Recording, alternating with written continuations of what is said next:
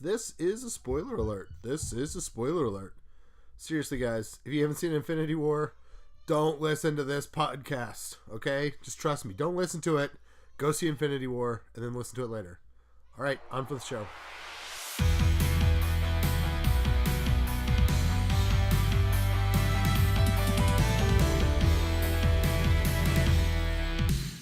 Welcome back to another episode of Marvel News Desk, your best place to keep up with all the latest news, reviews, and speculation concerning Marvel TV shows and film. We have a slightly different panel today. We have Adam as usual. Say hi, Adam. Hi, Adam. Dad joke, I'm sorry. Where can they find you on Twitter, Adam? At Adam Barnhart. Barnhart spelled Barnhardt. And we have Chris Compendio with us. How are you, Chris? I'm great. I am still recovering, obviously, as most of us are. And I'm Caleb. I'm on Twitter at Caleb A. Borchers. Borchers, Borchers. Chris, remind me, are you Compendizer? I am at Compenderizer. If you see I changed my name. Chris Compendio wants your Infinity War hot take, so please DM me, because I'm so curious. I'm like trying to gather the spectrum of reactions, because I've gotten them from all over the place. I had a friend actually call me after they left the theater and ranted for, I believe, 23 straight minutes about how much they hated the movie. And that was an education. That was fascinating. So more like that. I love the passion. Yeah, well, it's obviously this week we are going to definitely talk Infinity War, and I think there have been a lot of different responses to it, and so it will be it'll be interesting to see what's going on. We'll be unpacking it a bit today. Rhiannon's not with us, but she will be next week, so I'm sure we will talk to her about it as well. So there'll be lots of reaction going around. But let's quickly hit the news, which, like last week, will probably not be very filled because we have not been online all week trying to avoid spoilers. I'm going to start with the all the things that Kevin Feige said in the publicity stuff that he did leading up to the release of Infinity War. Obviously, people get a chance to talk to him and ask questions, and he answers a lot of different things. The first thing, which I thought was really interesting, he believes that we are going to be disappointed by the title of Avengers 4. So he was asked about when we're going to find out what the name is, and basically he said we didn't give Avenger 4 title ahead because we wanted people to focus on Infinity War, and quote, it sort of backfired, if I'm honest with you, because the notion was not to talk about it, so the focus would be on Infinity War, and the exact opposite has happened. Everybody's obsessing over what the fourth one will be. Now that you guys have seen Infinity War, do you have any further guesses about what that title will be? And do you think Marvel made a mistake by keeping this a secret, and it kind of did not work the way they wanted it to? Yeah, I mean, I totally get what Feige meant. I think they accidentally created this mystique around the title that doesn't necessarily exist. I don't know if we're like jumping into spoiler territory already, but I will say on my part, it wasn't inherently obvious. Like, I think when they first announced that it will no longer be called Part 1, Part 2, I think we all kind of went, oh, it'll be totally obvious what the next one will be called, like when this is done. And not so much. Not sure if you guys felt any differently about that. No, I didn't. Adam, do you think there's any obvious next steps? No idea. I had better idea before I watched Infinity War, but now that we saw it, I have no idea what Avengers 4 is going to be. Yeah, I mean, I do think, particularly with this Feige quote now, I don't know, we had convinced ourselves that we were going to see that title and be like, whoa, like it was going to blow our minds. And now I think it's just going to be something like Infinity War or Avengers Thanos or something, like it's just going to be not that big of a deal. And I'm not sure, we always fall into this trap where we think that these comic titles are going to be like the comic books, and they continue to do something very different. And so I I thought that maybe Infinity Gauntlet and Infinity War would be some kind of roadmap to what they're doing, and it really just wasn't that. And so it's not like there's a next logical comic story to come, you know? I mean, to be fair to us, I mean, they did kind of play that game with the whole Serpent Society thing, and then because they knew the word Civil War would be such a big deal when they did that big press conference. So I don't think it was unfair of us to kind of expect the same thing with this. Well, and they also, when they started doing publicity photos of Marcus and McFeely and the Russos, right, they showed their table and they had like the giant thick Infinity Gauntlets, you know, Jim Starlin comic sitting on the table. And so, but yeah, it was kind of interesting the way they took it, and we'll see where it goes. Next on the questions was Feige was asked about the possibility of doing a Moon Knight movie. And, you know, it was kind of a generic answer, but he basically said they've got a list of characters, and that list is kind of segregated by ones that are more urgent and less urgent. And Moon Knight is kind of on the more urgent side, was the sense that I got from the comments. Adam, you've been looking for Moon Knight forever. Do you feel like it's closer, or is he just messing with us? It is not closer whatsoever.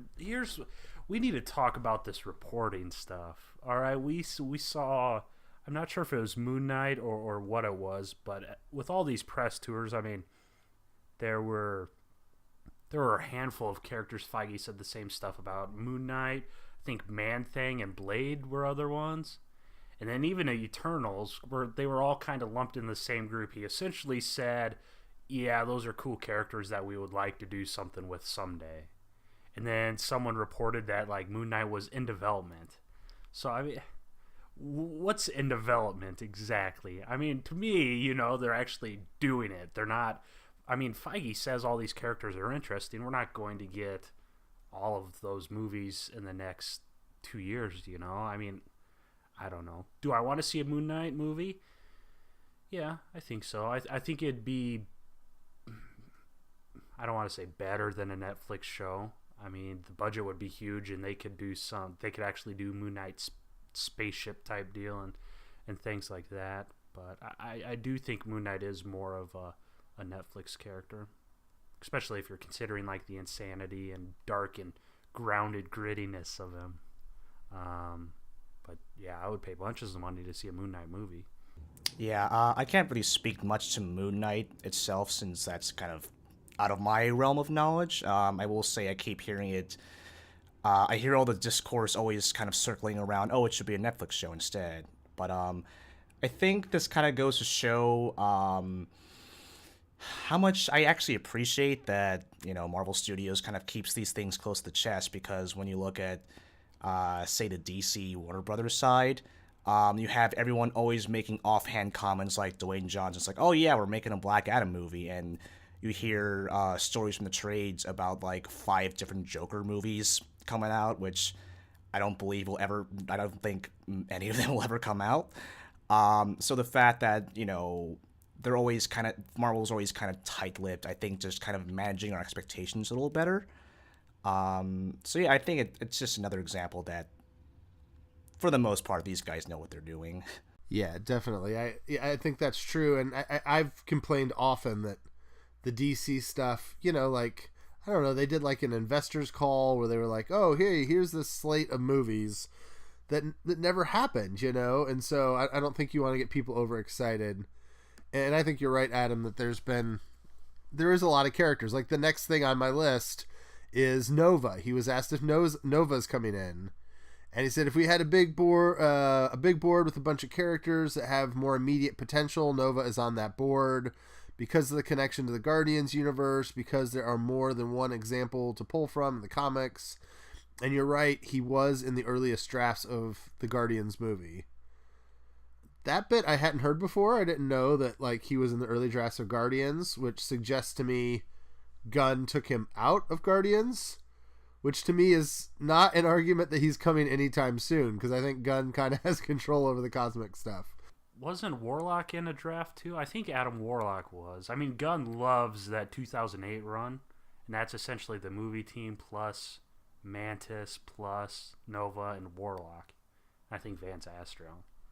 So it wouldn't surprise me if he put the whole team in the original treatment or something. I'd love to see like the scripts side by side to see what was in it, and then the final cut just to see how much stuff changes. And I mean, Nicole Perlman, I guess she must have written a draft before Gunn got in, so that must have been a completely different beast altogether, I think. Another thing that he was hitting on when he was being asked all these questions, he was talking about Spider-Man Homecoming and kind of repeated what we've heard, that Spider-Man Homecoming is going to have Spidey traveling around the world a little bit and going to some other places in the globe. And then he confirmed that they have picked a villain, and that villain is going to play in with kind of this globe-trotting kind of thing that they're doing in the movie, but did not reveal who it is. Chris, do you want to hypothesize? Do you have any guesses who would fit well for a Spidey movie where he's traveling the world? Ooh, I don't want to say too much that I'll regret a year later. I will say I did not expect that element, seeing how in kind of the lead up to their first Spider-Man movie, rather. They kind of liked the approach of keeping it grounded, making like each movie like a different year of high school, a la Harry Potter or something like that. So I was totally not expecting, he's going to go around the world. So seeing how they seem to not want to retread anything that the other two Spidey franchises had done, I would have to assume that it's a villain we haven't seen on screen yet. I've seen a lot of like, Kraven the Hunter, or I don't know, Scorpion. I mean, they were kind of setting up Scorpion, weren't they? So I don't know. Spidey has such a large rogues gallery, so I'm not really worried who they end up choosing. I'm just really curious to see what that globe-trotting plot will, especially like when they're talking about how this will be the first post-Avengers 4 film. This will like get us back to the ground after all of that craziness. So this is not what I was expecting from all that previous talk. You got a guess, Adam? No, no guesses. I was gonna say, but how are they having a Spider-Man sequel? I didn't want to get into spoiler territory. Yeah. Oh no, I might just insert a spoiler warning at the beginning of the episode, so because people know we're going to talk about. That's always our rule on this show, is that we're going to spoil anything that's been released. So catch up on something before listening to the episode. So the more I hear this, I really think it's going to be Chameleon. I think that just would work. Like Peter does his trip to Europe with his class, and it's some sort of espionage thing, and Chameleon is kind of because Peter's got his spider sense, he's the only one that can tell that something's amiss. I also think it'll let them double dip on some of their CGI stuff they're developing for Captain Marvel and the Skrulls. You can use that same tech to maybe even, I don't know if they would do this, you could connect their origins to some degree. Like, Chameleon starts as a villain because he gets Skrull blood in him or something. I mean, I just think there's a lot of connections there, but I've heard Kraven, and I can get that, but I think Chameleon, a Russian spy, I think that just kind of makes sense for that trip. So I'm doubling down more on that thought. I'd love to see Mysterio. I just don't know if that makes as much sense in this setup. So I would have loved if my high school took me to Europe. Yeah. Well, it's it's this fancy the fancy tech school that he goes to or whatever. Yeah. Adam had mentioned the Eternals. Feige said Eternals is one of the many things that we're actively beginning to have creative discussions about, and to see if we believe in them enough to put them on a slate. I think that this does refute some of the rumors. We're going to have to see if we believe in them enough to give them a movie is a far cry from they're working on it, they've greenlit it, and they're going to announce it any day now, right? Like, those are very different worlds. Yeah, you mean to tell me it's not in development, right? Yeah, I mean that to me kind of did slow down the speed on that situation. Isn't DC confirmed to be making a New Gods movie with Ava DuVernay? I think, yeah, because seems like we're just going bigger from here on out, which is nuts. Would not have believed this 10 years ago. I was just gonna say it's really weird timing that this surfaced right like the week after DC announced New Gods. So I'm not sure if that's how the rumor even surfaced. Because I mean, it's no secret that they're talking about all sorts of characters, you know. Well, and I think part of the reason I didn't believe the rumor at first is it would be a very reactionary thing, which has not been Marvel's. You know, Marvel's approach has not been, oh, what's DC doing? We'll do something like it. You know, like, it does feel a little bit and that, you know, I know I'm a Marvel fanboy. You can hate on me, but you know, like, this is the way it feels when I see DC stuff. Is they're like, oh, Marvel did that and it worked. We should try that. And Marvel has been very much the opposite. They've set their own thing. So this idea that Kevin Feige would hear about a New Gods movie and start shaking in his boots and running to the Eternals just never seemed real to me. Like, that seemed a bizarre storyline. I didn't buy it. Feige also has said officially that they are skipping Comic-Con this year. I think that really took us off guard. We were talking internally, and the Russos, well, it was on our podcast last week. We talked about the Russos saying that the title to Avengers 4 would not be in the end credits of this movie. And all three of us, like, simultaneously, like, oh, San Diego is when they'll give it to us. And then, like, I think before the podcast released, I think it was literally like we stopped recording and then I saw the article. Kevin Feige says, nope, we're not going to San Diego this year. There's no D23 this year. Can Marvel really wait until Avengers 4 before they start? I mean, they have to start the production. I mean, Spider-Man Homecoming is going to start production this summer, but they're going to have to start some wheels moving. We're going to get info about Guardians 3 or whatever else is coming out in 2020 soon, right? Yeah, you saying that just helped me. Like, I just realized that there will probably be trailers for Spider-Man 2 before Avengers 4 comes out. Oh, yeah. Oh, jeez.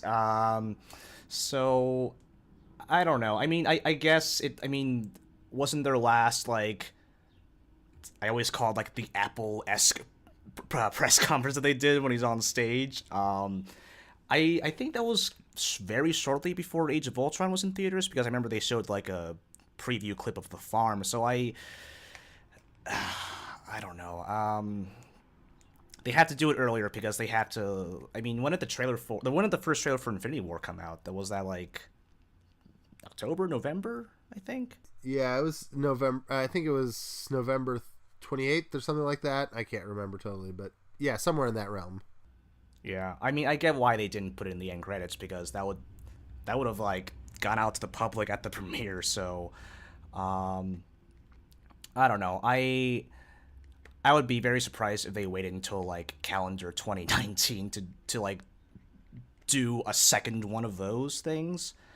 I think they would want us to digest. I think even after Ant-Man and the Wasp, I think we're gonna have to digest all of that first before they even start thinking about talking about that. So I would say, I'm gonna guess fall of this year. I don't know if they said anything that contradicts that possibility, but man, I'd be so surprised if they waited that long. And if they really want to go Apple, they can just do the press conference the week before Avengers 4 comes out. I'm just thinking about the time frames. If Guardians 3...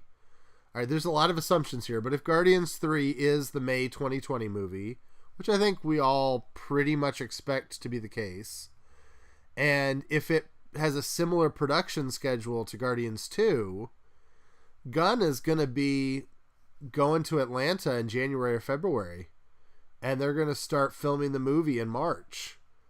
And so, I mean, Guardians is pretty easy because it'll be called Guardians of the Galaxy Volume 3. But, you know, usually they give you some kind of info and start that, because nowadays, it's kind of like the Shazam thing, right? If you want the public to get a good first perception of what you're doing, you put it out and you beat the paparazzi to the punch. Because if you don't, they'll get pictures of stuff and they'll send it. And so, Guardians will start filming, I would think, early 2019, and then whatever's filling out those other 2020 spots, they're going to have to get writers to be working on the scripts here within the next 6 months, So, I'm just it's curious to see how they're going to play this game out, and how long they're going to be able to wait before they tell us more. So, let's see some other little Feige things that I want to pick up. He talked about Namor. Someone asked him about a Namor movie or him appearing in the MCU, and he said, "I think there's a way to probably figure it out, but it's not as clean or clear as the majority of our characters." I feel like we've been around this a million times, Adam, as far as the rights on Namor, but it sounds like even Kevin Feige still isn't totally sure if they're allowed to use Namor or not. Yeah, I don't. That's what I've been getting to. Because he was a Universal character at one point. I think Joe Quesada said like 2 years ago that they were back at Marvel, and a couple of other people I saw had said that they were back at Marvel, but Feige says that he doesn't know. We kind of get into this whole New Gods, Eternals type thing because Aquaman's on the horizon, so I'm not anticipating Namor anytime soon. I mean, maybe Black Panther 2. But yeah, I'm not. I don't know. It's just he's got to be the oldest Marvel character to not appear in live action yet, right? I mean, he was founded before Cap and all that. So I don't know. He doesn't excite me. Yeah, I think this is like the 10th time I've heard some variation of this headline. I'm just now this is an example where I don't get why they're keeping it close to the chest, but it sounds like it's because they straight up don't know. So maybe they're like, oh, we know as much as you do. It's just such a weird legal anomaly. Because I keep questioning to myself every time I hear this is why can't he just be like a Hulk like supporting character? So yeah, like Black Panther 2, like we said. But I don't know. I don't think Marvel would ever be too self-conscious about having Namor kind of front and center if like Aquaman were around, because we've had 2 Quicksilvers, and I guess technically we're getting 2 Captain Marvel movies within a month next year, if you want. Like, that's true. Yeah. Yeah, battle the Captain Marvels. That'll be fun. My suspicion is that Feige doesn't want to do Namor without the Fantastic Four. My guess is that in his brain, Namor is a Fantastic Four connected thing, which makes sense. There's a lot of history there. And so, I mean, I am totally speculating here, but the way that he's very nonchalant about this and isn't sure about the rights tells me that they're not rushing to do this. And it to me, it brings up a significant question about his rights. I would have thought Namor had to be part of a Fantastic Four package. Like, let me put it this way. If I'm purchasing the Fantastic Four and I'm Fox, which I probably know more about comic books than the guys who made that deal, I would not take Fantastic Four without also getting Inhumans and also getting Namor and Black Panther for that matter. Like, I would have been a little more picky about the stuff that I got a hold of, given the history of those characters with the Fantastic Four. So, speaking of Black Panther 2, I saw a headline here that looks to be totally incorrect. It says Black Panther 2 won't happen without Ryan Coogler. I don't think that's what Feige said. What Feige did say is that they definitely want Coogler to come back and to do the second one. And because they're not in a rush to announce things, and he flat out says we're not going to Comic-Con because we can't tell you what else is coming yet. That it's that Coogler is an integral part of Black Panther. for you guys, is this a non-negotiable? Do you want to see a Black Panther 2 if it's not a Ryan Coogler directed Black Panther 2? So I as a big Fruitvale Station and Creed fan, um, I kind of want Coogler to just keep doing his own thing, kind of like with the capital that he now has from Black Panther. Like I feel the same way about Taika. Like I kind of want them both to do their own personal, non IP projects. But there is a point like, Coogler was like very key to the success of that movie. So I don't know if, and this is kind of a compromise in between. I would totally be okay if it was like, if he were like the co-writer or like story by Ryan Coogler, and if he had like a part in handpicking a new director, preferably a person of color, kind of put someone else on a platform, give that person a chance. I think that would be a scenario that would kind of work out for everyone. But Ryan Coogler, so hot right now. I don't blame Feige for wanting to lock him down. That was another piece of news. So there was that Black Panther 2 won't happen without Coogler, and then right after that, the Russo brothers said something like the only 3 MCU crew members they sent to were, okay, let me start over. The only 3 MCU people that they showed Infinity War had to affect their next movie. And the Russo brothers flat out said that they showed Infinity War to James Gunn, John Watts, and Ryan Coogler. So, I mean, it seems that Coogler is directing Black Panther 2, but then these reports come out saying that Black Panther 2 might not happen. So, I mean, it's hard to imagine. I would guess they pay Coogler whatever he wants to direct the movie. He's someone you want on your side. Yeah, I mean, now I've been thinking about both the Russos and Coogler. I mean, at this point in their career, they're now billion-dollar directors. Like there's not a lot of guys who have made a movie that made $1 billion, and so, I mean, yeah, I want to see Coogler back because I think that he did the world building part like really, really well, and I think that's a hard thing to do. Like we've seen, I mean, George Lucas did it really well once or twice, and then the further he went, the more he kind of like just dove it into the ground. And so, I think another director might be able to direct a decent Black Panther movie, but I don't know if they'd be able to continue to create and deepen sort of this Wakanda, mythos and all that kind of stuff. So, I would definitely like to see him back. Another piece of Feige news, it just keeps coming. I felt bad about this one because it was a story that I'm pretty sure came from our buddies over at that hashtag show. Feige was asked about a Femme Fatale being cast. We've been kind of talking about who is this? Is it Spider-Woman? Is it Black Cat?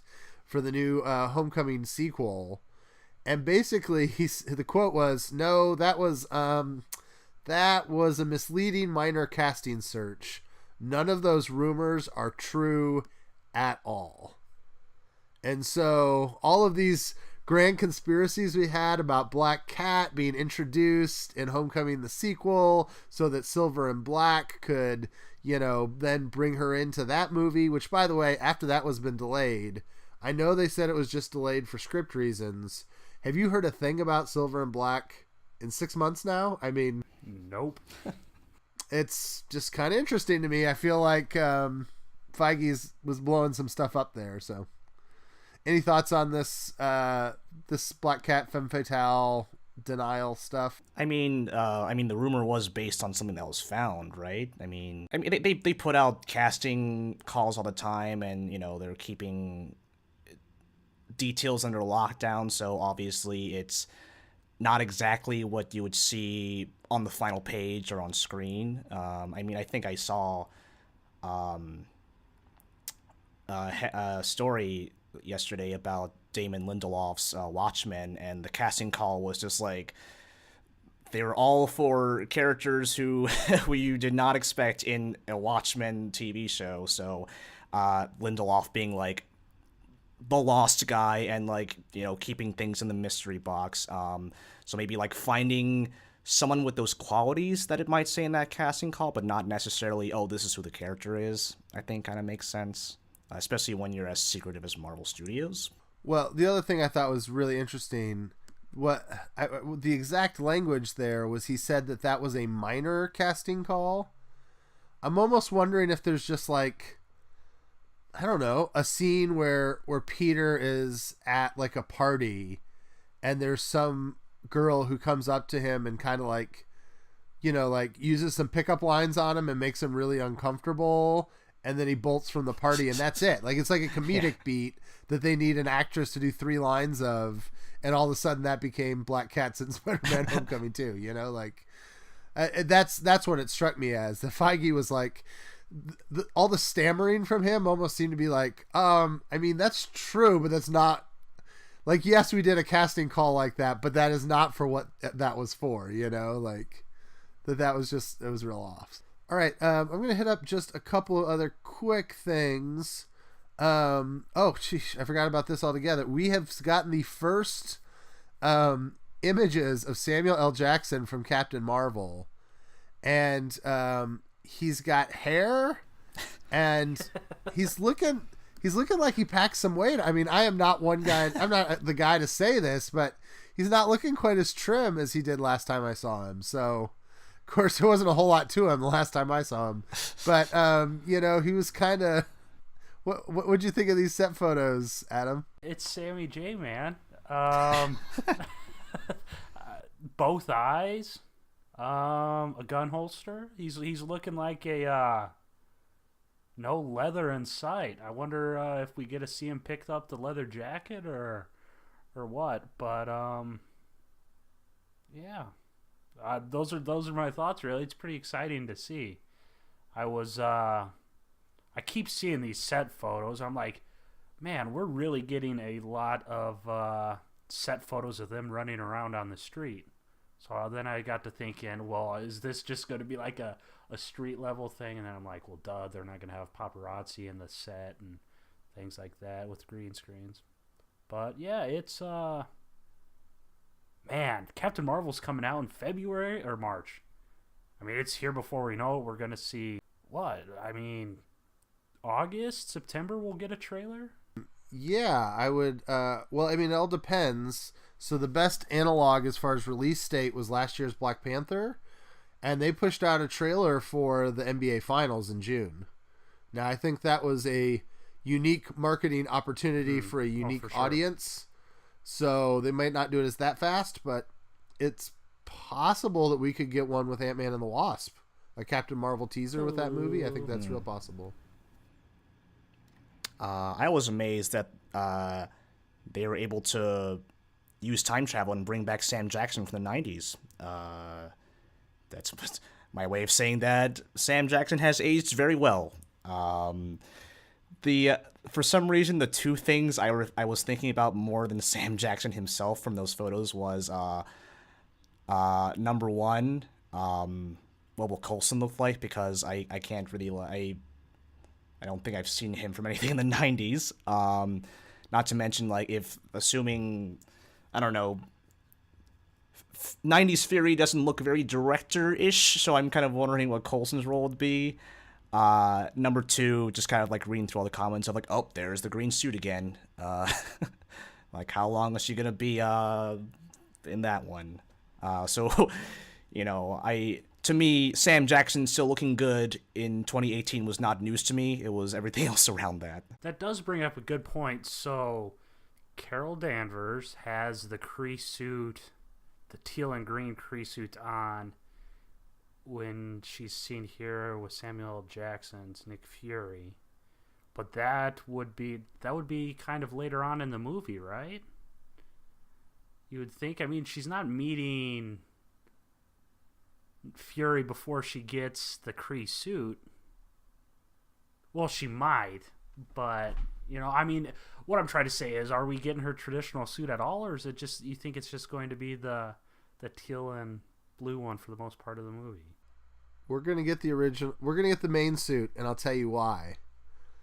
Because Samuel L. Jackson in Infinity War, spoiler alert, has true.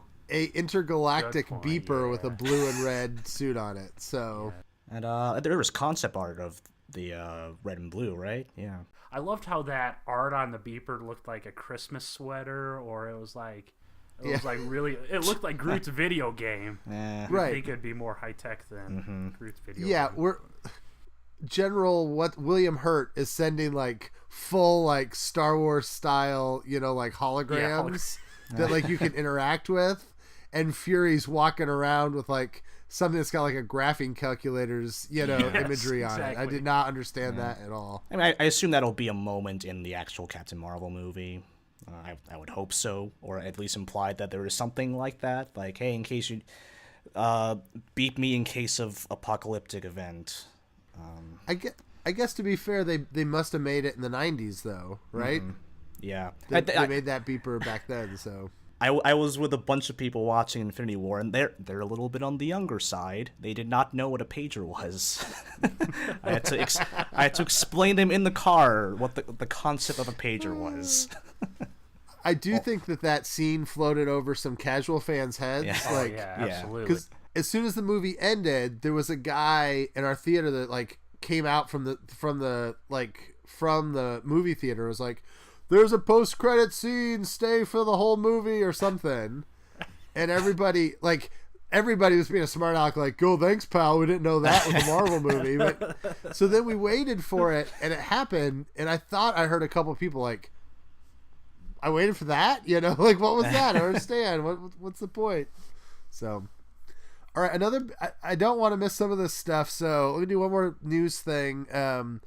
We got the shortlist for Black Widow's director. So this was kind of buried in an article about the next Star Trek movie, potentially hiring a female director from Jessica Jones and the Defenders. Her name is S.J. Clarkson. Yeah. Yep. And at the bottom of it was talking more about other movies that are working with female filmmakers, and talked about Ava DuVernay working with New Gods. And then there was a sentence, Marvel Studios has been looking for a director to break its glass ceiling with Black Widow, and has been meeting with filmmakers such as Denise Gemze, I don't know how to pronounce her name, Denise Gemze Erguven, who made a Turkish movie called Mustang, Chloe Zhao, who did a movie called The Rider, and Ama Asante, who did a movie called A United Kingdom, among several others. I think that's interesting. It shows how far Black Widow is. Again, Black Widow's going to need to hire a director, assuming that it's the July 2020 movie, which is, again, what we've been working on. They're going to have to hire a director in the next 6 months to get that thing moving in time. Do you guys know any of these directors? Is it any interest to you, or... So we can confidently say that Black Widow is in development, right? Yes, that's okay. really in development. Yes. Well, they've hired a screenwriter. We know that for Black Widow. So, I mean, when's the last movie that? Because we still don't have confirmation. Did anyone even ask Feige about Black Widow on the press tour? I don't recall ever even seeing anything. Nothing that made headlines, I guess. That's surprising. It is. So, I mean, we still technically don't have confirmation, but... Me being a proud film snob and being like, oh yeah, I know who like Bowden and Fleck are. Like, I've seen Half Nelson, and I looked at this list and I was like, I'm drawing a blank right now, but I am always for bringing new names into the game. I would hope that they get someone who's kind of experienced with like the espionage spy genre. I'm glad they just didn't get like, oh, the dude who did like what was that, Red Sparrow, or like Lucy that also had ScarJo. Like they're really digging in deep, and I think that has, like, look at their track record with indie directors, like that has always worked out. So in Feige we trust, I guess is what we always say. I mean, looking at like Taika only directed one feature-length movie before Ragnarok, right? He did a bunch, but I think. Oh, he did. Yeah, like Boy, What We Do in the Shadows, Hunt for the Wilder People. Yeah, those are the only 3 I know, but yeah. Yeah. Oh, I only knew the Wilder People. Yeah. Oops.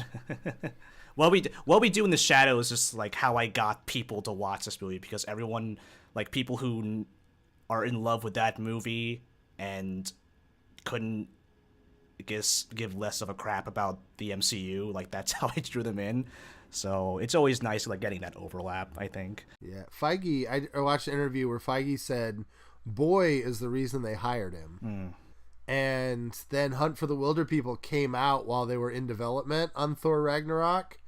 And everyone's like, "Whoa, you're such a genius to get him after Hunt for the Wilder People." Yeah. He's like, "We liked him from something he made 6 years ago, like Hunt for the Wilder People is just, it's just icing on the cake." So we thought he was we thought his brief role in Green Lantern was masterful.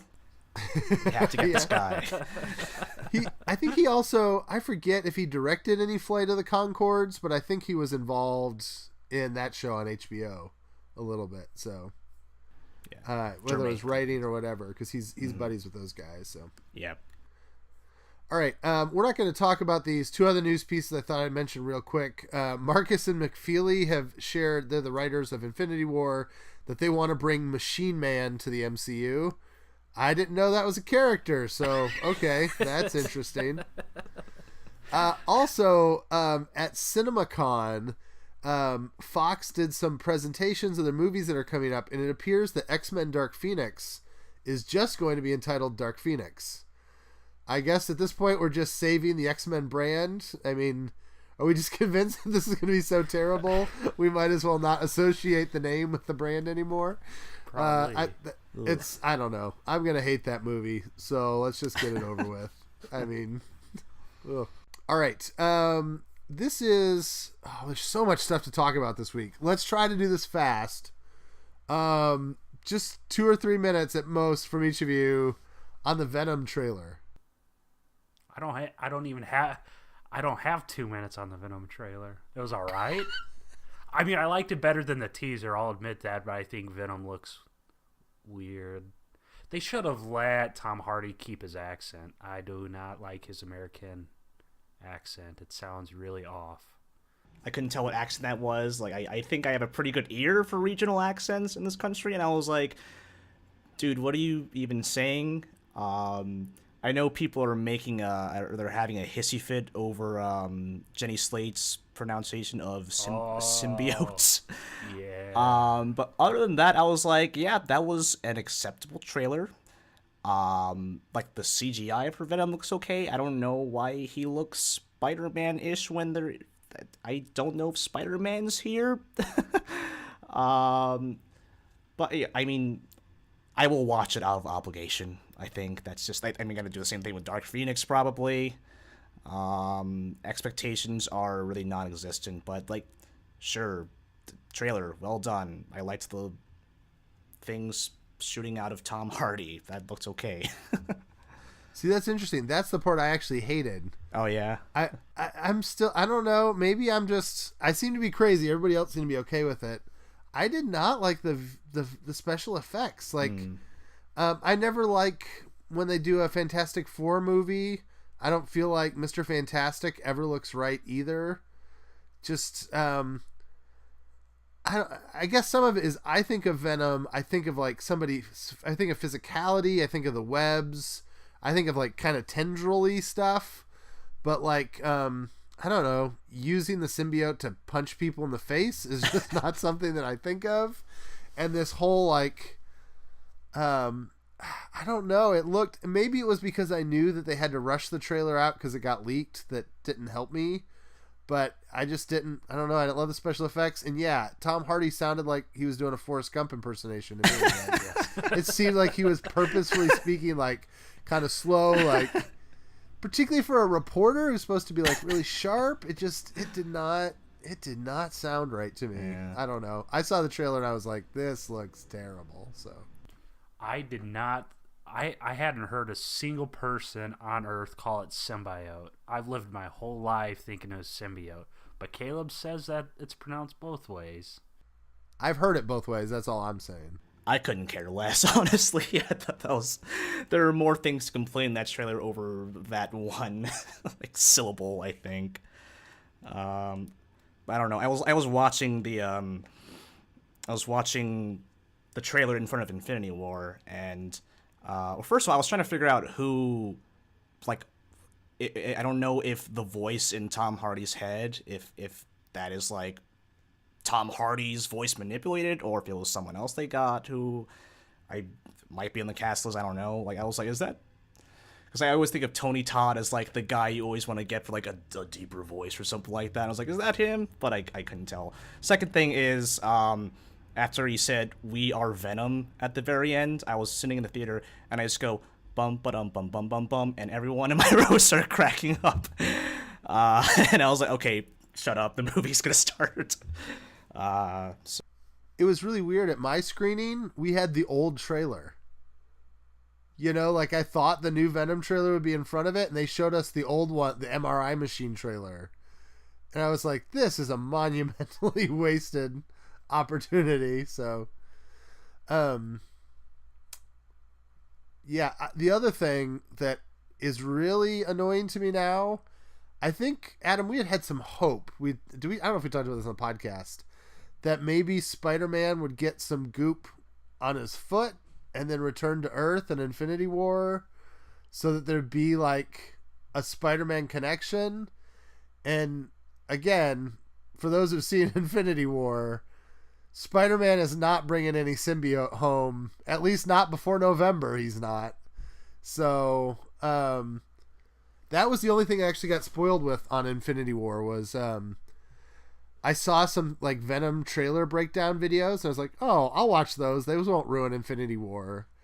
And people are like, well, we just saw Infinity War and now we're going to talk about Venom. And it's kind of interesting because we don't think there's going to be any connection with Spider-Man. I'm like, oh, that means there's no connection in Infinity War, you know? Like, I was looking for it, so. Which will bring, it'll open up a whole new can of worms if John Schnapp's theory that Tom Holland is in Venom. You know, I mean, if Peter Parker's in Venom, when the hell does it take place? Yeah. Woohoo, I mean, 8 years later, continuity in Spider-Man movies. We missed that. I remember Chris hates that. You missed last week when we talked about the Russos being like, yep, we screwed up, sorry. Yeah, I mean, I didn't want to skip ahead, but didn't Tony Stark straight up say, oh, that was 6 years ago? Did you guys see the Luke Cage teaser thing this week? Oh, I missed. He did like an NFL draft thing. Is that what you're talking about? Oh, yeah. What a terrible idea!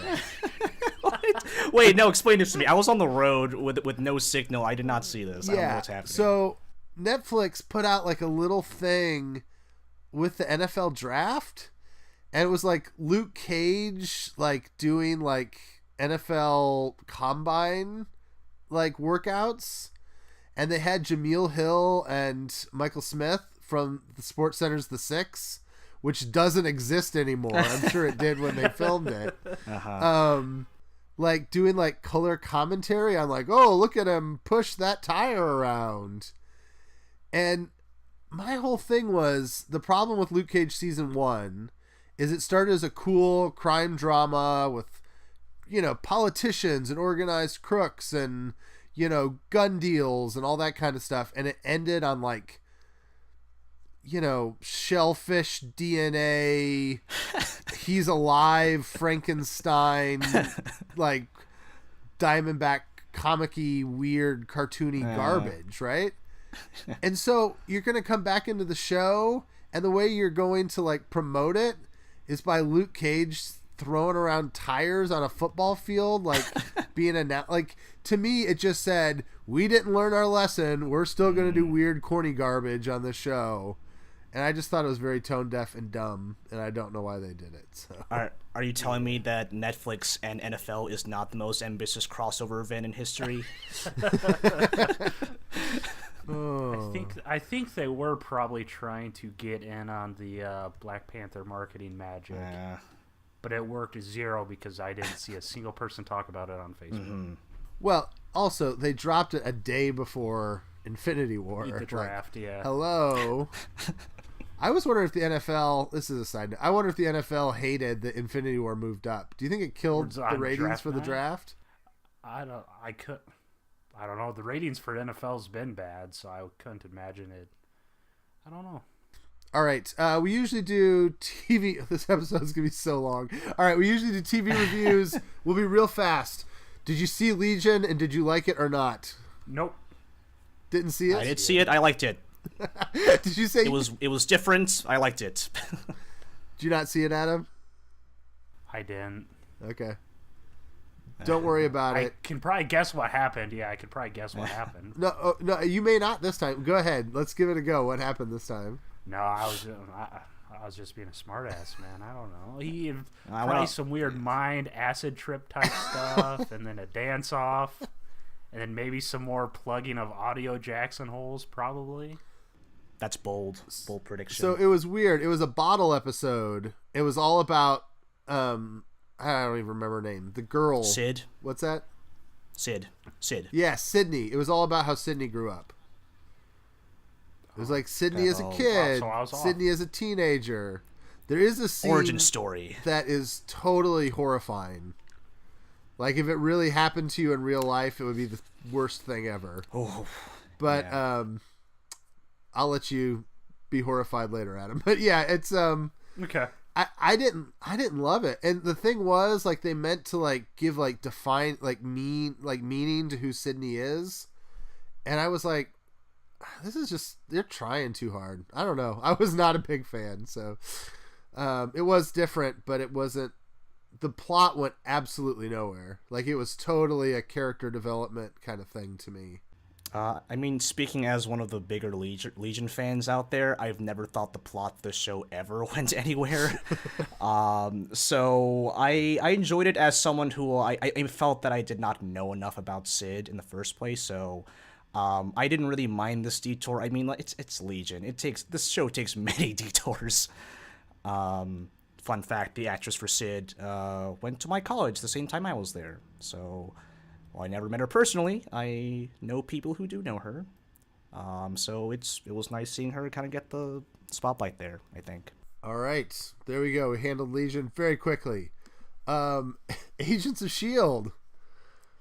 I mean, it's been a big week. It really has been. Gravitas. Yes. Yes. I think they're even giving him. Did you see the preview for next week? I think they're actually giving him a costume. Same exact costume. He's just missing the longer hair, I think. Yes, from side by side. He's got the little goatee going on, and he even has like the 3 red dotted suit. Oh man, finally, about time. Yeah. Just seeing everyone on Reddit, everyone was just like, "How did we not see this before with the facial hair and everything?" Yeah. And I was like, oh, okay. At no point while watching this show in like the past few months, I would never have said, "Oh yeah, Talbot has to be the key to all of this." So that was as a fan of the Talbot character, I was quite shocked, but I was certainly grabbed by this absurd development. Oh wait, I don't want to like skip around, but like, what's his name? Gary Busey's son. That's the only thing I call him. Candyman. He mentioned. Oh, do you see what's happening in New York right now at a Daisy? Yeah. Are we clear on what that was, or because I couldn't? I kept thinking like, did the release date being moved up mess up S.H.I.E.L.D. a bit? So I don't know how you guys interpreted that line. Yeah, I was thinking that. I mean, it was a mention that I think it was just like an up close of a shot, so they probably like moved the date up, and they're like, "Hey, Gary Busey Jr., come here, we have to film something." But I mean, that's probably the crossover we'll get, right? That was just pure fan service. That's all that was. Well, and I love that her answer's like, "Oh, I don't check my cell phone much." You know, like, yeah. Oh, okay, that's convenient. It does bother me a little bit that Nick Fury knows that there was heat signature issues from alien contact in New York and Wakanda, but he didn't mention a third one wherever Agents of S.H.I.E.L.D. are. right? When he talks to Hill in Infinity War, they're monitoring aliens. He should have said there's 3. There was Wakanda. I mean, he shouldn't have, because the movie audience would be like, what's the third one? I don't understand. You know, like, it would have been terrible. But, you know, it's just proof that these shows do not exist in Kevin Feige's mind at all. The illusion of continuity and connections, it's all facade, and I've accepted that a long time ago. Did you like the designs of the aliens that were in this as they were sieging the base? I could have sworn their faces looked very Dark Knight Rises Bane-esque from what I remember. And they're like they had an interesting way of movement. But I don't know. I couldn't tell if they're just like brutes or assassins, because they're like usually killing these red shirts like in the shadows, and I didn't really get a good grasp on who, like, what the thing with these guys were. I was just like, okay, they're the aliens, just shoot them. Yeah, but don't, because apparently they're bulletproof for no good reason.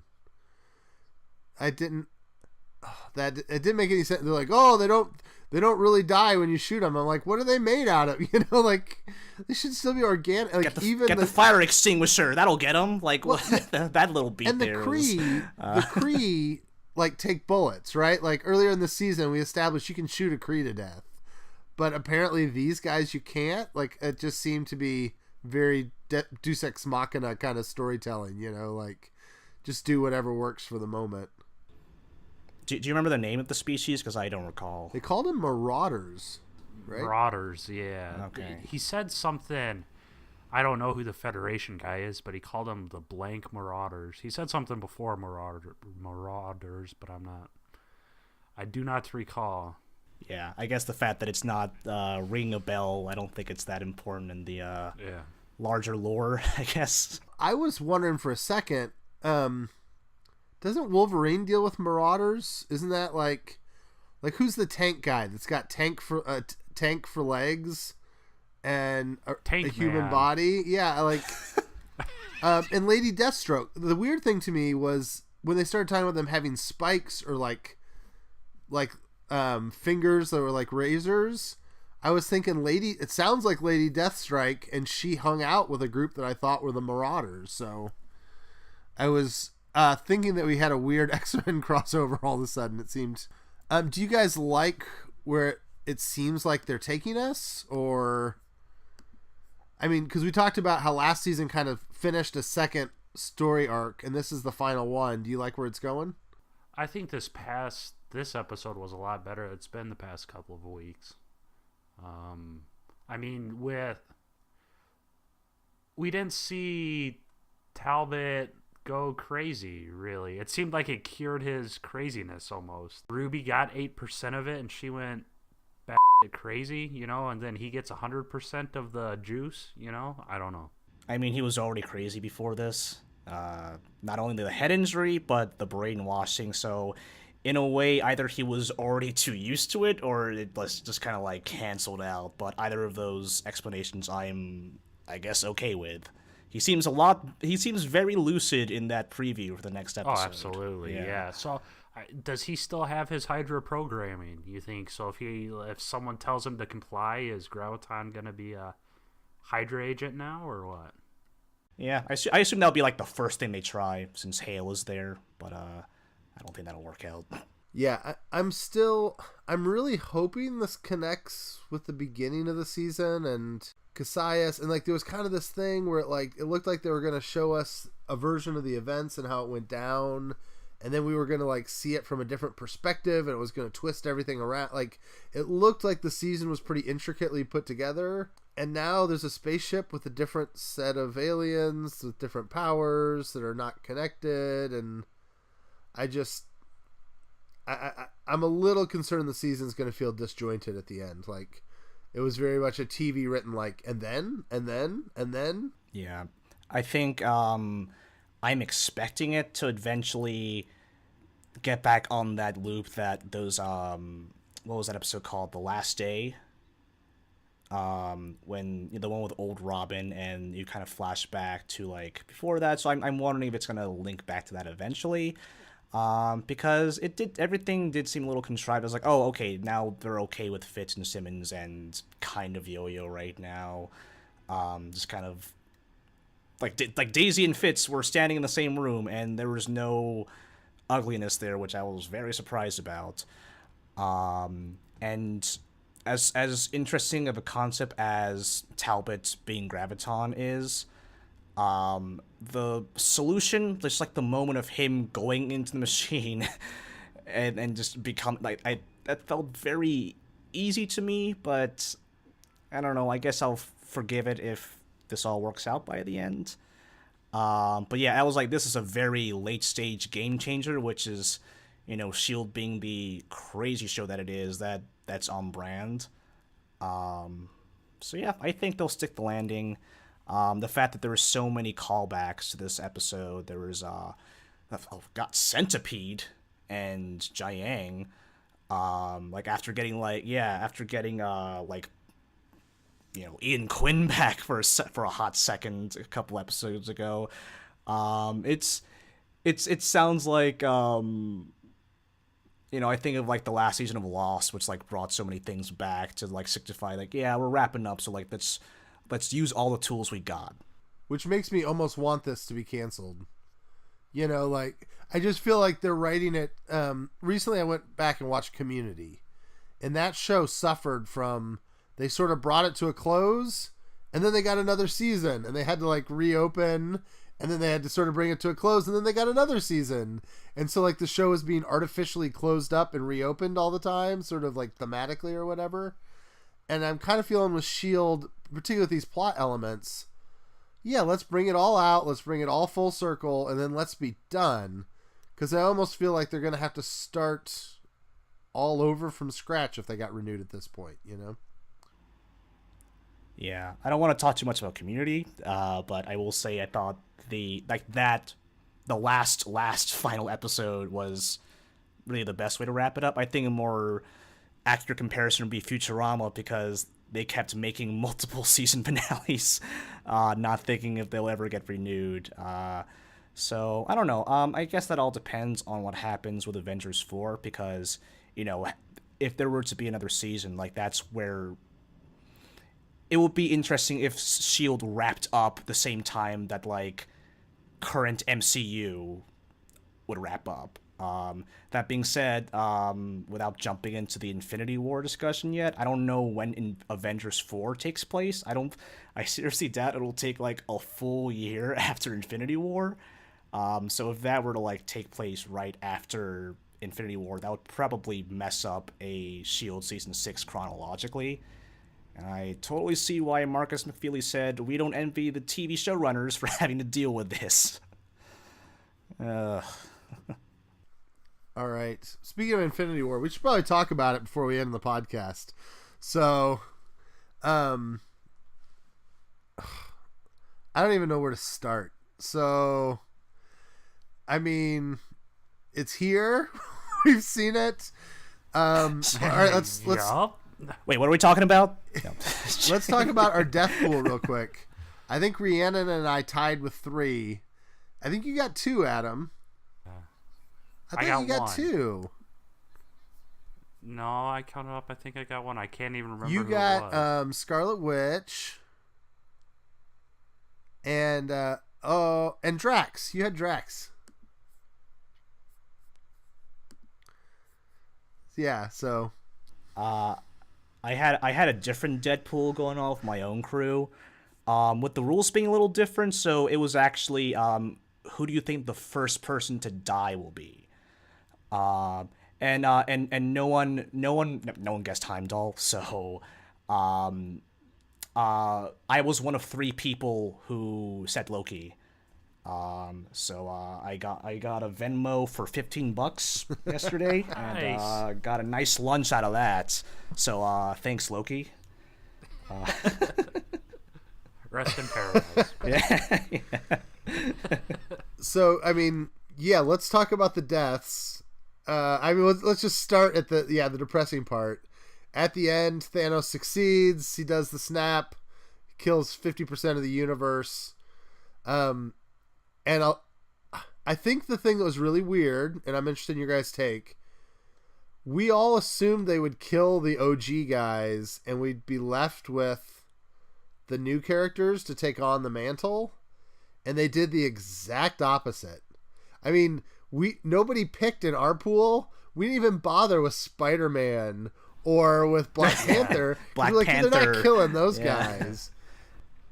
The franchise potential characters. So what we ended up with was essentially the original 6 and Rocket, like as the only people left. Did you like that? Did you not like it? What did you think about kind of who went? Outside of Tom Holland's acting performance, that final disintegration scene, that we'll call it, it really didn't move the needle for me. I'm like, oh man, they're killing these people. Then all of a sudden Black Panther went away, and I'm like, oh, so wait, never mind. Then Doctor Strange died, and I'm like, oh, okay. It didn't feel, I wasn't affected by it as much as other people were, because I think casual movie people and people that don't know that there's actually Black Panther 2 and more than likely Doctor Strange 2 and obviously Spider-Man 2, it just felt kind of weird that they killed them off when we know they're coming back.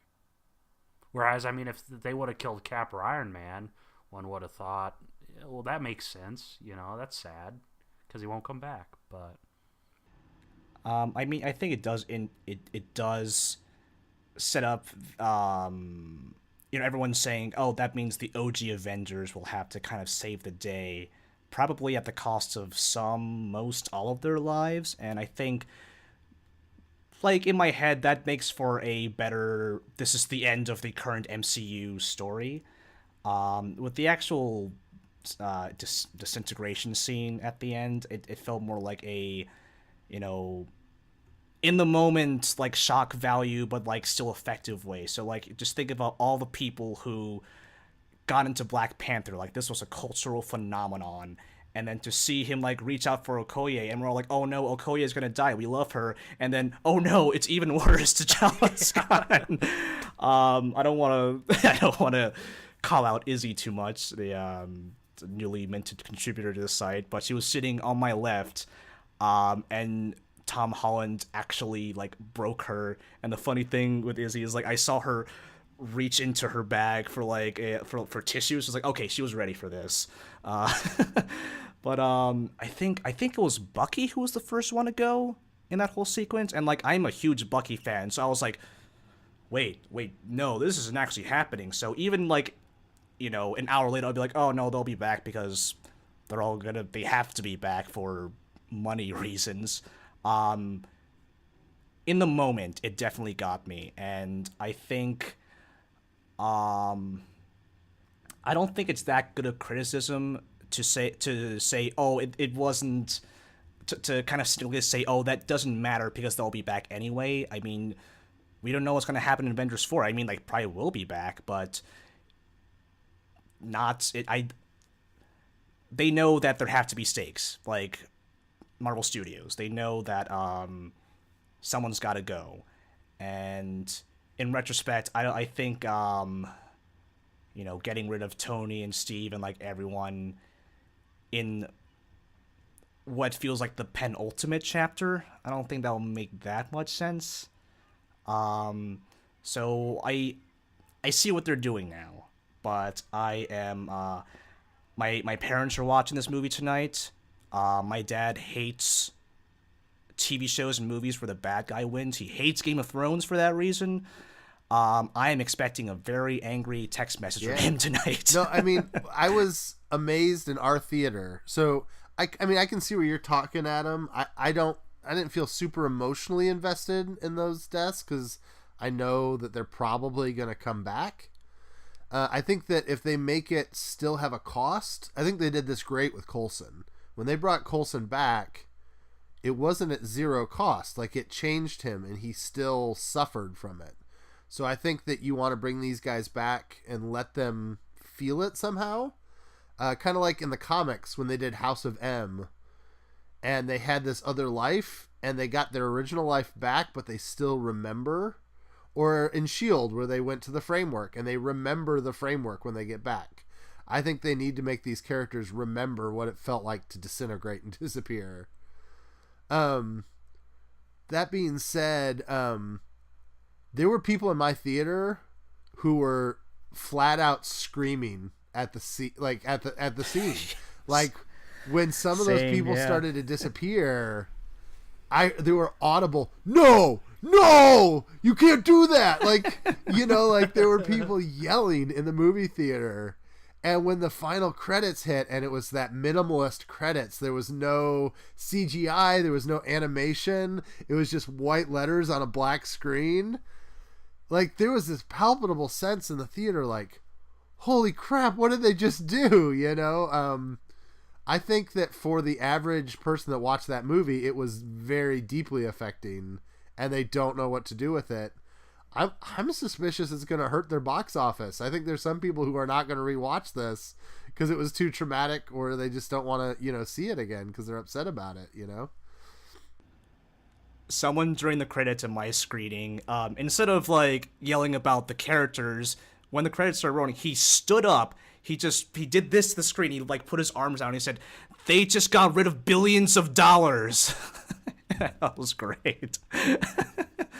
And I was like, sit down, dude. The credits, I thought, really stuck with me in a way that I did. Because I remember, like, years ago when Infinity War was announced, people were like, oh, wouldn't it be awesome if this just ended with, like, Thanos, like, murdering Cap, like, smash to black, no music with the credits, just black and white, and then, like, no post-credits. And, like, this wasn't exactly that, but it was still a bold artistic move to do that. Especially when the main credits ends, like with Avengers Infinity War, when the words disintegrate, everyone just kind of went, oh, like everyone was just sad during that moment. And then you get like 2 or 3 or 4 seconds of silence because that's when we expect the mid-credit scene, and then the music kept going, the credits kept going, everyone went, oh, like after that, like, and I was like, I don't want to curse, those people at Marvel Studios, they know what they're doing, and they know the mental model, they know the mindset of the audience members, and they played with that so well. Yeah, it was good. So I'm trying to think about some questions. I mean, there's so much to like unpack or to potentially review. Let me ask this question. So did this feel like a movie to you? Like, the real danger here would be that there's way too much, there's so many storylines, there's so many characters. Do you feel like they managed to keep the thing held together well as like a meaningful narrative, or was it, or like, how did they deal with kind of reining in so many things going in so many directions? If Infinity War was my first ever Marvel movie, and if I kind of knew of the characters, I don't think I would have liked it. I'm not sure I would have, because right from the beginning, I mean, it's 2.5 hours of nonstop stuff. It was made for the people who've watched every single movie, and for those who podcast about it on blog and all that stuff.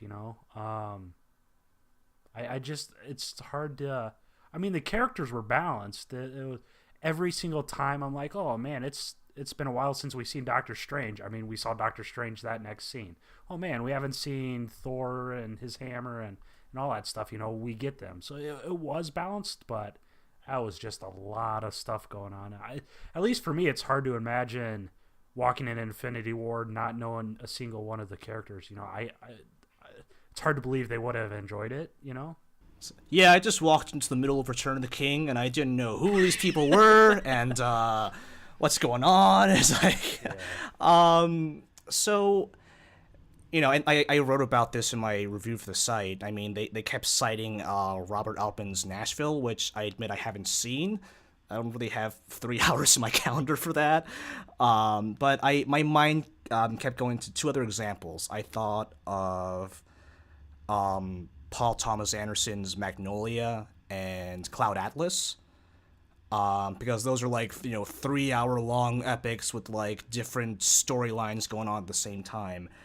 And the thing that made those movies work was that, everything was happening in parallel. Like, there were thematic connections to all the different storylines that they were going through. And I guess in the case of Magnolia or like a Nashville type movie, like, it's all happening in a similar location. So when you get to Infinity War, you're switching between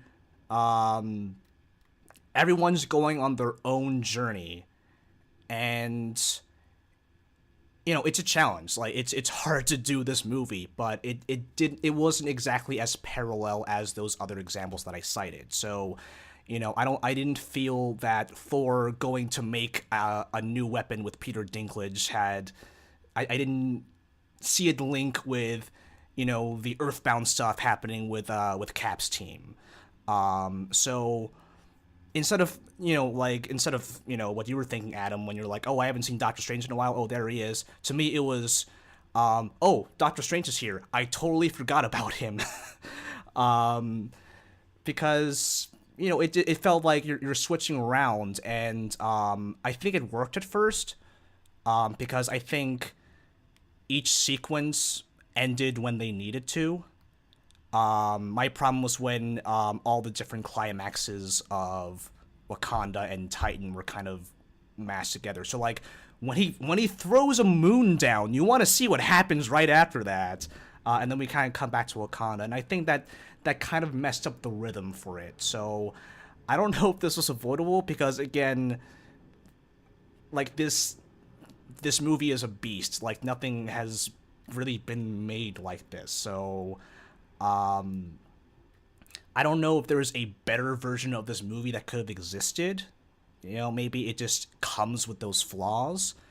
But me, like, we're all in the know. We all know how these previous movies set it up, so we all are in tune with what's happening.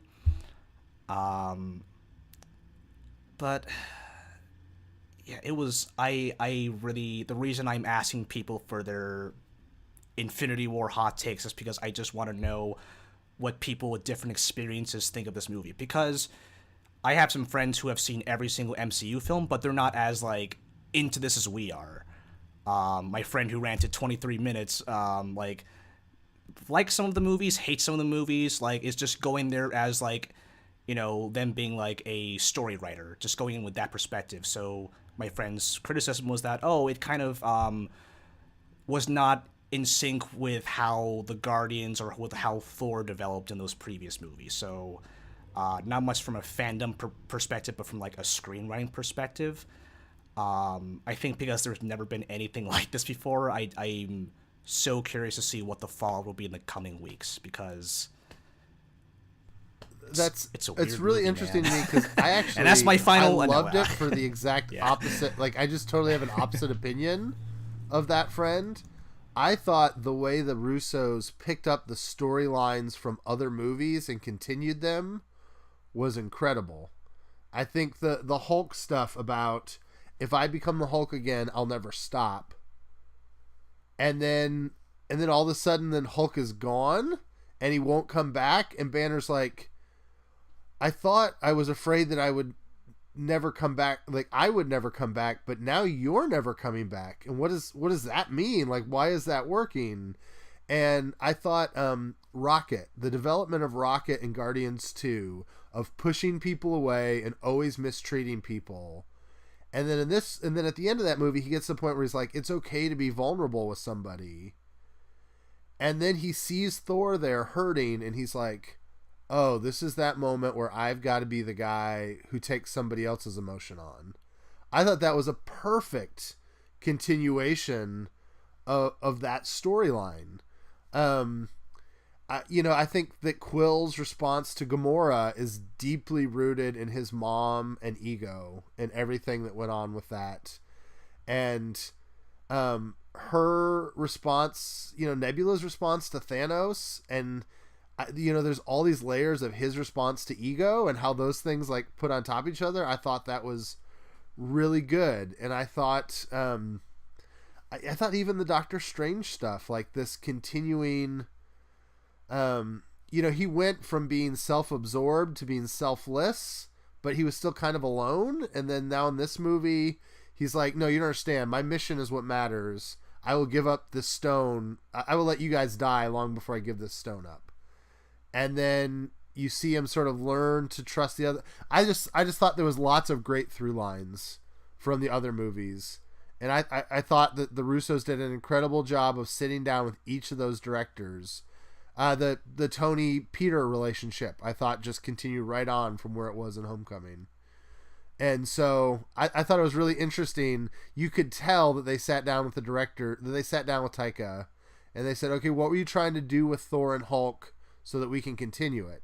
Now, they did undo most of what Taika did, killing Asgard and giving him his eye back and all those things. But generally speaking, I thought that stuff flowed well. Yeah, I think my friend's criticism with the weapon quest was that like he finds a power within himself, and but now he's just gonna forge a massive weapon of destruction. You know, Peter Dinklage is gonna punch some metal, and then now you're gonna be a god killer again. And I understood that point. I don't know. I might grab that friend and we might do our own pod sometime if you want to hear the 23-minute long rant. I will say this: I can't believe I enjoyed Drax more in this movie than the James Gunn movies. I mean, Drax was way funnier in this one than either Guardians movie. Why is Gamora? Yes, that part. And then the Zargnut eating scene, I was on the floor laughing. I'm like, how is this so funny? You know, talking about Rocket's character development, I loved one of my favorite lines of the whole movie was that he was sitting there and he sighed and he's like, guess it's time to be the captain now or whatever. I really liked that part.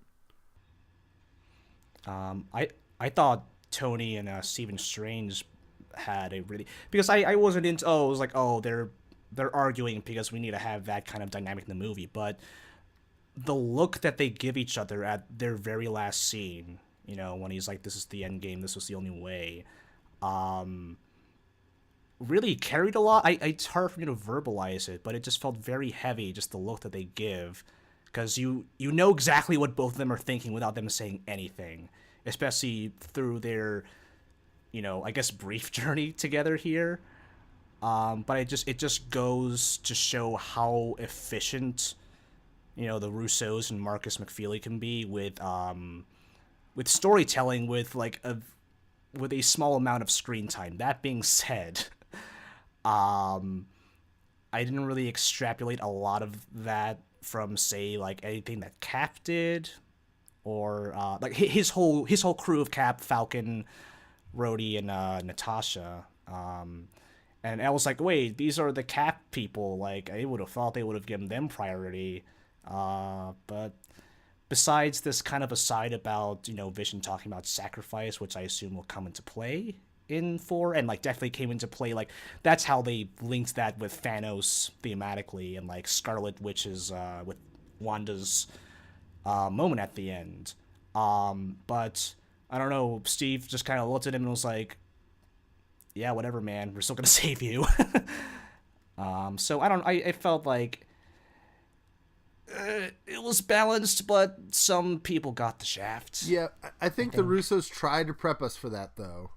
They said ahead of time, the people who don't get enough, if you walk out of the theater feeling like people didn't get enough time in this movie, they'll get more in the next one. So Hawkeye will be the star of the next one, is what you're saying. Yeah, exactly. Yeah, I mean, Ant-Man's going to be, I think there's going to be a ton of Cap and Tony stuff in the next one. Yeah. I think Black Panther is maybe the one that won't get time in the next one, and I don't feel like there was much T'Challa stuff in this one either. That's true, yeah. Yeah. I mean, how many lines did Chris Evans even have? Like, he had less than 10 spoken lines, didn't he? Something like that. It was real short, yeah. Yeah. I am Steve Rogers. So, yeah. It is interesting. Yeah, and that was one of them. I did feel like They talked about the future of the Avengers and kind of how they've been positioning for an Avengers team someday that'll be Black Panther and Doctor Strange and Captain Marvel and Ant-Man. And I remember always thinking like, oh, I don't know if that'll work. After seeing this, if that's the team plus Spider, I'm on board. I love Doctor Strange, but I like him a lot more after this movie. And there's just so many characters that really were enhanced to me in this film that said, oh yeah, these guys can carry, a franchise going forward. I thought that was interesting. Let's talk about Thanos. So, this was the key. We said last week, if Thanos is bad, then the whole Marvel villain problem thing is going to pop its head again. People are going to say, oh, they screwed up the landing. I think from what I've heard from everybody, I think Thanos at least checked the box as far as who he needed to be for this movie. Oh. He checked the hell out of that box. It was a lot of it. A lot of it was the writing, obviously, but Josh Brolin's performance, because it's very hard to get invested into an all CGI character. Unless you're Andy Serkis and you're in Planet of the Apes, that's really hard to do. But they earned those moments. I was not even though the Russos were saying that he would be like the main character, he would get the most screen time, I was still taken aback by how vulnerable he was in many of these scenes, especially in the middle of the movie. Like if you're gonna have your bad guy cry, that has to really hit, or otherwise just it looks like a very desperate attempt, and they totally did. So even if the whole killing half the population thing is, if you feel iffy about that, it's really hard to deny that the performance itself, all the scene work, all the character work, I think they accomplished what they wanted to with this character. And not to mention that final shot of the movie, and then capping that with Thanos will return, which again everyone groaned at my screening. That did go to show how much of an impact this character had on the audience's viewing, on their emotions throughout this movie. So Josh Brolin, you done good. So they said that he would be kind of the protagonist of the movie, and I had kind of forgot that until the last shot was him with that little smile. And then, like you said, the Thanos will return thing, and I was like, this was his movie. He was the main character, and, earlier I asked, is this a movie? Does it hold together? To me, that's the only way this movie holds together. If you don't make Thanos and his quest the center of the movie, then it's 4 or 5 disparate things going in different directions. But if everything is, these characters are trying to develop a weapon that could kill Thanos, and these people are trying to understand the roots of who Thanos is, and these characters are dealing with the family drama of Thanos, and these guys are trying to stop the invasion of at that point, when you start to reframe it as the Avengers are the antagonists trying to stop the protagonist from getting his way, all of a sudden the movie makes a whole lot more sense. And it's brilliant. I think it's what they had to do to make the thing hold together. And I think it's fair. Superheroes are built somewhat on the premise of self-sacrifice, right? We love Tony Stark because he said it's better that I die than New York die with a nuclear bomb, right? Thanos isn't self-sacrifice, but he has a very similar logic. It is better for some people to die than for everybody to die. And there's ethical issues there to suss out, but I think to some degree Thanos would look at Vision and Cap and say, you say you're not going to trade lives, but that's what all of us are doing. We're all trading lives. We're all picking who deserves to die and who doesn't. And I'm the only guy who's being fair about it. You're all caught up in who you love and who you care about and who's important and who's not important. You didn't care about all those Wakandans that died when you set out to stop me. I'm trying to say, let's save the whole deal and let's just be fair about it. Let's just do lottery. We're just going to roll the dice and half the folks die and half don't. And it's fair that way. It's equitable. And like, you can buy that. People are like, oh, Killmonger's understandable. And I was like, no, he's not. But Thanos, like, I don't know. I kind of got what he was going at, as far as trying to be equitable about those things. My friend pointed I was thinking, what if the whole plot was, oh yeah, Thanos is trying to get the 6 Infinity Stones, so when he snaps his fingers, the entire universe will have twice as many resources to sustain the population. I don't want to, I don't want to ruminate too much about what, average Joe, what my dad will think of this movie, because I don't think casual viewers who don't digest, the news that we do, I don't think Thanos will be the one that they're tracking to the movie. So they will not, even after the end, they might not think of it as a Thanos movie. Which is why I'm really curious if this will be like a Last Jedi, everyone's like on one side or the other kind of deal. But, I don't know. We saw those box office returns this morning. I think they're okay for now. Yeah. Well, the bigger thing to me, I thought maybe it'd have a huge box office, but then like the audience scores would not be great. Like I was really like, when they do the A score or the cinema score or whatever, I was thinking that they might not do well, that there might be some casual fans who are like, oh, what was that? But everything I'm seeing is it's getting stellar reviews across the board. So I'll let you know what my dad thinks, though. Yeah. See, that's the same thing. My dad had a huge issue with Civil War because it didn't end on a happy note. So I'm like, there is no way he's going to like Infinity War. But he enjoyed it, so I was surprised. All right. This movie's so big, we couldn't cover it all. We're going to have our longest podcast ever, which is fine. Let me end on this and we'll wrap, and then, we'll keep talking about this for time to come on the site and all kinds of places. Have you given any thought? Like, is this immediately the best Marvel movie ever in your mind? Or are you having trouble kind of thinking about how to rank it? How are you feeling about where it kind of sits? Because we do this immediately with these movies, right? It's like, where does this sit compared to the other ones? How are you feeling about that right now? I will not say it's the best one, because, sorry, ice cream truck.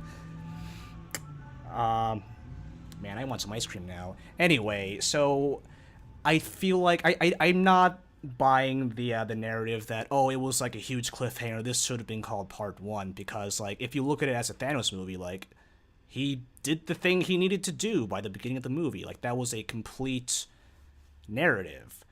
That being said, it's still incomplete. Like we still had to know what happens to everyone else.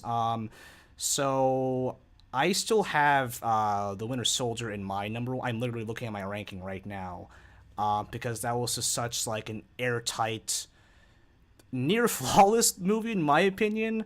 Because I was talking earlier about how the Russos, Marcus McFeely, like they know how to do efficient storytelling, and I thought Infinity War did a good job at it, but I think Cap 2 does an amazing job at it.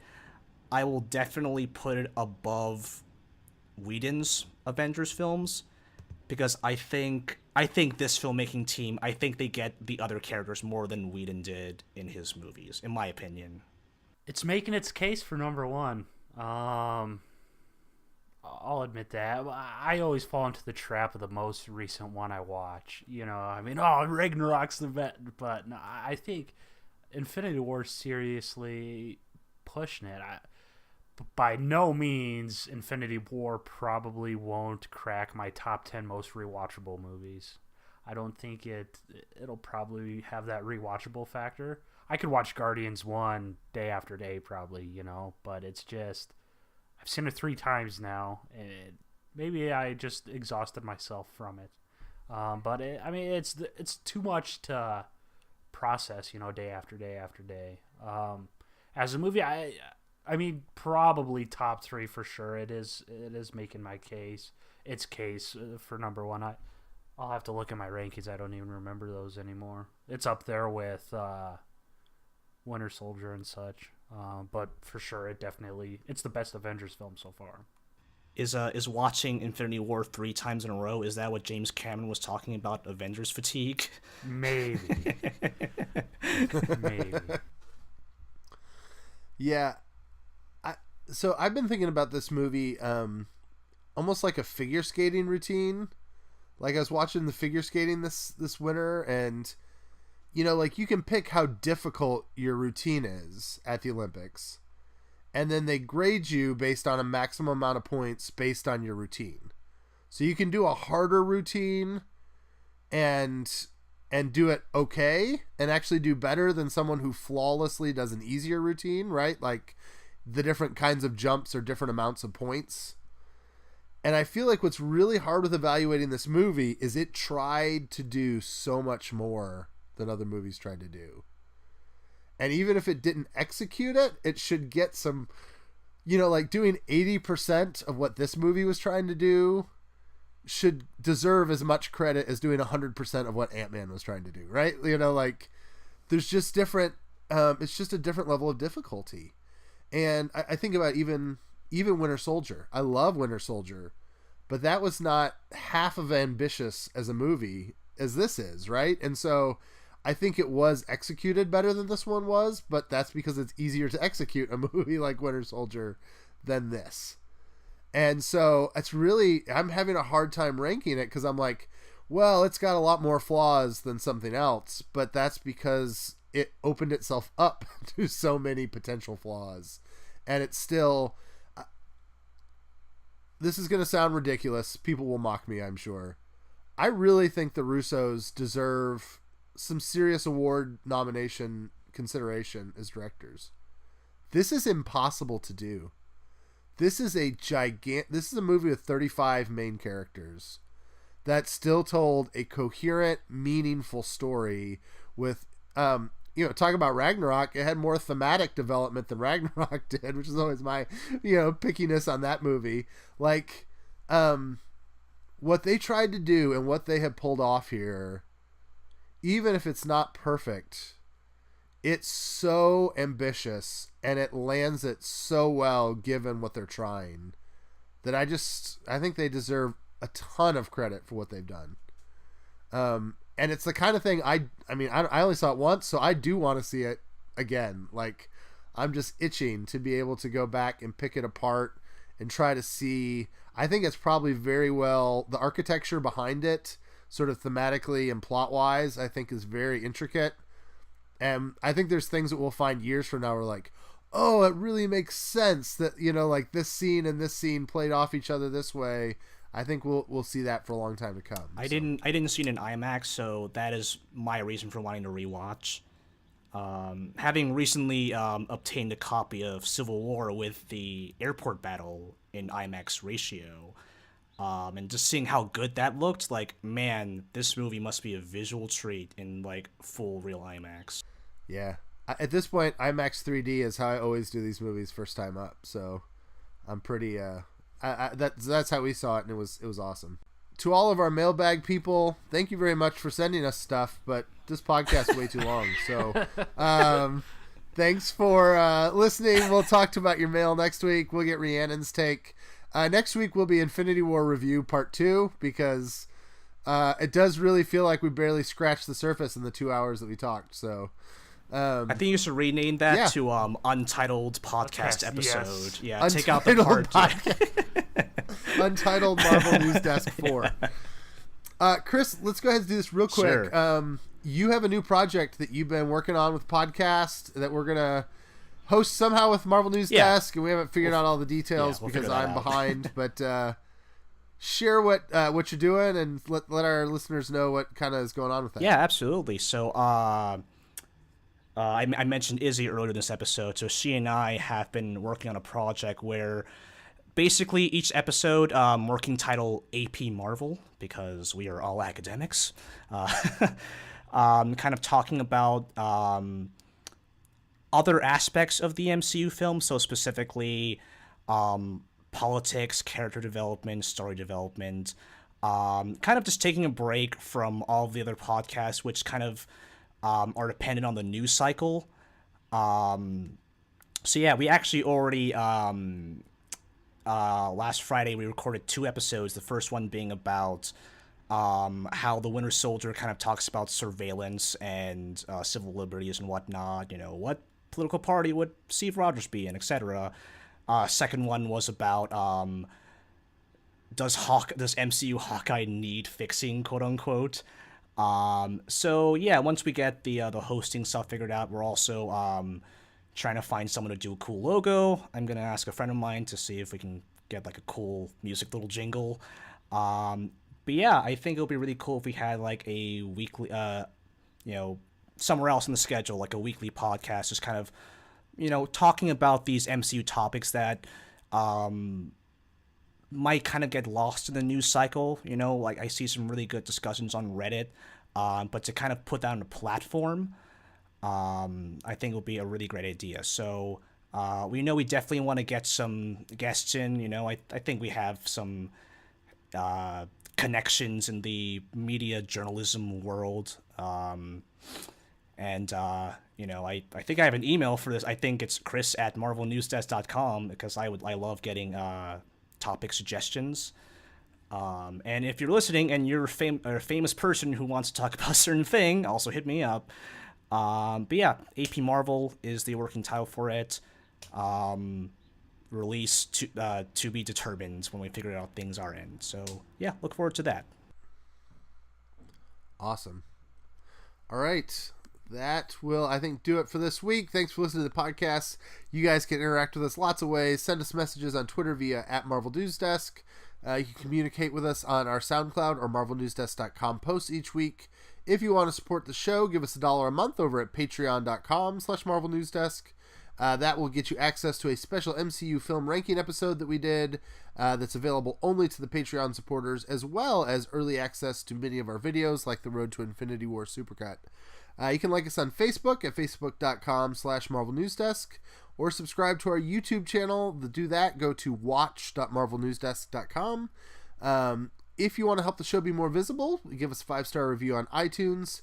Most important thing that you do for us every week, however, is that you listen and you tell your friends about it. So thank you for that. And we want to thank Tim Cox for our logo. You can find him on Instagram at TimVCox. And thank you to Alvin for the theme music. He's on a variety of social media platforms as @TheSkullSchool. I think that'll do it for this week, guys. Thanks for listening, and we'll talk to you later. Bye.